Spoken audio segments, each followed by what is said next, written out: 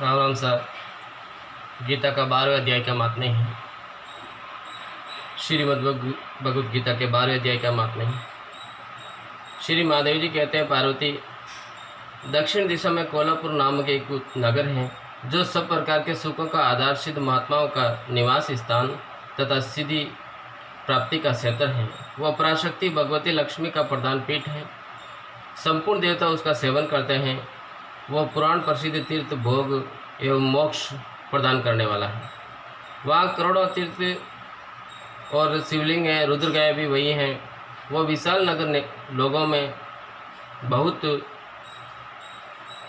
विख्यात है। एक दिन कोई युग पुरुष उस नगर में आया। उसके शरीर का रंग गोरा, नेत्र सुंदर, गिरवा संग के समान, कंधे मोटे, छाती चौड़ी तथा भुजाएं बड़ी बड़ी थीं। नगर में प्रवेश करके सब और महल की शोभा निहारता हुआ वो देवेश्वरी माँ लक्ष्मी के दर्शनार्थ उत्कंठित हो मणिकंठ तीर्थ में गया और वहाँ स्नान करके उसने पितरों का तर्पण किया। फिर महामाया माँ लक्ष्मी जी को प्रणाम करके भक्तिपूर्वक स्तुति करना आरंभ किया। राजकुमार बोला, जिसके हृदय में असीम दया भरी हुई है, जो समस्त कामनाओं को देती हैं तथा अपने कटाक्ष मात्र से सारे जगत की सृष्टि, पालन और संहार करती हैं, उस जगन माता महालक्ष्मी जी की जय हो। जिस शक्ति के सहारे उसी के आदेश के अनुसार परमेष्टि ब्रह्मा सृष्टि करते हैं, भगवान अच्युत जगत का पालन करते हैं तथा भगवान रुद्र अखिल विश्व का संहार करते हैं, उस सृष्टि, पालन और संहार की शक्ति से संपन्न भगवती पराशक्ति का मैं भजन करता हूँ। कमले योगीजन तुम्हारे चरण कमलों का चिंतन करते हैं।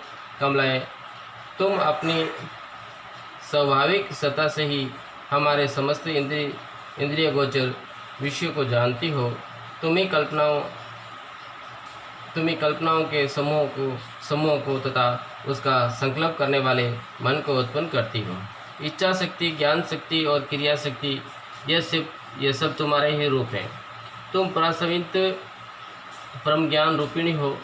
तुम्हारा स्वरूप निष्कल, निर्मल, नित्य, निराकार, निरंजन, अनंत रहित, आतंक शून्य, आलम्बहीन तथा निरमय है। देवी, तुम्हारी महिमा का वर्णन करने में कौन समर्थ हो सकता है?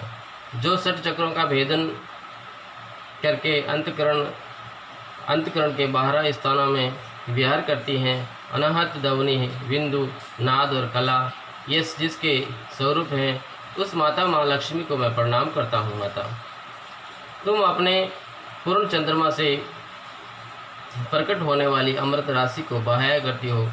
तुम ही पच्छन्ति, मध्यमा और व्याखरी नामक वाणी हो। मैं तुम्हें नमस्कार करता हूँ। देवी, तुम जगत की रक्षा के लिए अनेक रूप धारण किया करती हो। अंबिके, तुम ही ब्रह्माही, वैष्णवी तथा माहेश्वरी शक्ति हो। वाराही, माँ लक्ष्मी, नरसिंह, ऐन्द्री, कौमारी, चंडिका, जगत को पवित्र करने वाली लक्ष्मी, जगन माता सावित्री, चंद्रकला तथा रोहिणी भी तुम ही हो। परमेश्वरी, तुम भक्तों का मनोरथ पूर्ण करने के लिए कल्पता के समान हो। मुझ पर प्रसन्न हो जाओ। उसके इस प्रकार स्तुति करने पर भगवती माँ लक्ष्मी अपना साक्षात स्वरूप धारण करके बोली, राजकुमार, मैं तुमसे प्रसन्न हूँ। तुम कोई उत्तम वर मांगो। राजपुत्र बोला, माँ, मेरे पिता राजा भरत अश्वमेध नामक महान यज्ञ का अनुष्ठान कर रहे थे। वे देवी युग से रोगग्रस्त होकर सर्वकामी हो गए। इसी बीच में युग में बंधे हुए मेरे यज्ञ संबंधी घोड़े को, जो समूची पृथ्वी की परिक्रमा करके लौटा था, किसी ने रात्रि में बंधन काटकर कहीं अन्यत्र पहुंचा दिया। उसकी खोज में मैंने कुछ लोगों को भेजा था, किंतु वे कहीं भी उसका पता न पाकर जब मैं खाली हाथ लौट आए हैं, तब मैं सब ऋषियों से आज्ञा लेकर तुम्हारी शरण में आया हूँ। देवी, यदि तुम मुझ पर प्रसन्न हो तो मेरे यज्ञ का घोड़ा मुझे मिल जाए, जिससे यज्ञ पूर्ण हो सके, तभी मैं अपने पिता महाराज का ऋण उतार सकूँगा। शरणागत पर दया करने वाली जग जननी लक्ष्मी, जिससे मेरा यज्ञ पूर्ण है, वह उपाय करो। भगवती लक्ष्मी ने कहा, राजकुमार, मेरे मंदिर के दरवाजे पर एक ब्राह्मण रहते हैं। जो लोगों में सिद्ध समाधि के नाम से विख्यात हैं, वे मेरी आज्ञा से तुम्हारा सब काम पूरा कर देंगे। माँ लक्ष्मी जी के इस प्रकार कहने पर राजकुमार उस स्थान पर आए जहाँ सिद्ध समाधि रहते थे। उनके चरणों में प्रणाम करके राजकुमार चुपचाप हाथ जोड़ खड़े हो गए। तब ब्राह्मण ने कहा, तुम्हें माताजी ने यहाँ भेजा है। अच्छा देखो, अब मैं तुम्हारा सारा अभिष्ट कार्य सिद्ध करता हूँ। यो कहकर मंत्रवेता ब्राह्मण ने सब देवताओं को वहीं खींचा। राजकुमार ने देखा। उस समय सब देवता हाथ जोड़े थर थर काँपते हुए वहाँ उपस्थिति हो गए।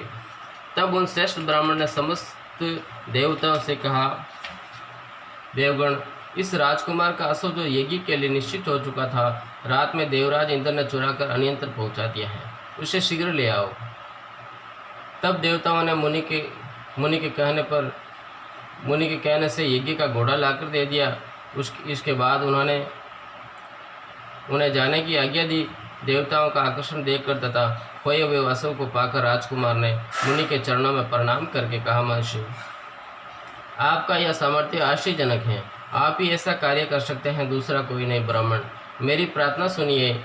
मेरे पिता राजा बरदत्त अश्वमेघ यज्ञ का अनुष्ठान आरंभ करके देवयोग से मृत्यु को प्राप्त हो गए हैं। अभी तक उनका शरीर तपाए हुए तेल में सुखाकर मैंने रख छोड़ा है। साधु श्रेष्ठ, आप उन्हें पुनः जीवित कर दीजिए। यह सुनकर महामुनि ब्राह्मण ने किंचित मुस्कुराकर कहा, चलो, जहाँ यज्ञकुंड में तुम्हारे पिता मौजूद हैं चले। तब सिद्ध समाधि ने राजकुमार के साथ वहाँ जाकर जल अभिमंत्रित किया और उसे उस शव के मस्तक पर रखा। उसके रखते ही राजा सचेत होकर उठ बैठे। फिर उन्होंने ब्राह्मण को देखकर पूछा, धर्मस्वरूप, आप कौन हैं? तब राजकुमार ने महाराज से पहले का सारा हाल कहा सुनाया। राजा ने अपने को पुनः जीवन दान देने वाले ब्राह्मण को नमस्कार करके पूछा, ब्राह्मण, किस पुण्य से आपको यह अलौकिक शक्ति प्राप्त हुई है? उनके यह कहने पर ब्राह्मण ने मधुर वाणी में कहा, राजन, मैं प्रतिदिन आलस्य रहित होकर गीता के 12वें अध्याय का जप करता हूँ। उसी से मुझे यह शक्ति मिली है जिससे तुम्हें जीवन प्राप्त हुआ है। यह सुनकर ब्राह्मण सहित राजा ने उस ब्रह्मा ऋषि से गीता के 12वें अध्याय का अध्ययन किया। उसके महात्म्य से उन सब की सद्गति हो गई। दूसरे जीव भी उसके पाठ से परम मोक्ष को प्राप्त हो चुके हैं। हरि ओम श्री भगवती वासुदेवाय। नारायण नारायण।